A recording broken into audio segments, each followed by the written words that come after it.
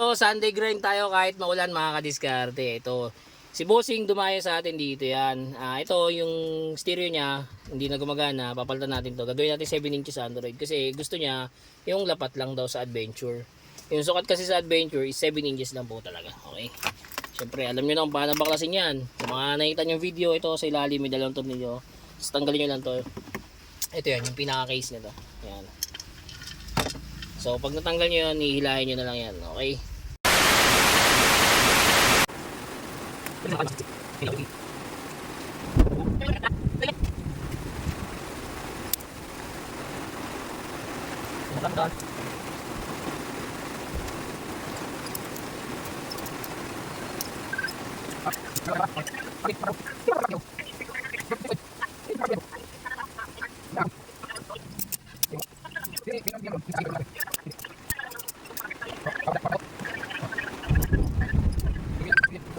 $2,000 years later.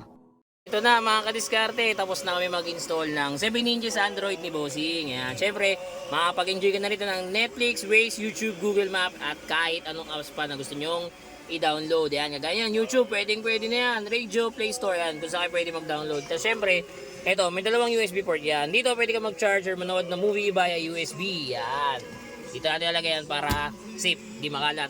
Tapos ito, yung inabil ni Bossing, yung may Apple CarPlay and Android Auto. Ito yun. Yan. Testing natin yan. Ayan yung 7 inches Android natin. So, swak na swak talaga siya. So, testing natin yung Apple CarPlay and Android Auto. Ayan. Naka-cable yan. Pero, ayan. Gamit namin yung Android Auto. Kung mapapansin nyo, wala siyang internet. Pero, nakapag-maps kami. Gawa na. Meron nga siyang Apple CarPlay and Android Auto. So, ayan, oh. Takitaan nyo. Ayan. Pwede ka na rin mag-Spotify. Direct na yan. Direct na yan. Basta may data yung cellphone mo, yan, pwede ka na dyan, Apple CarPlay and Android Auto. Kaya mas makakatipid ka sa internet, di mo siya kailangan ni hotspot or i-Wi-Fi pa. Alright.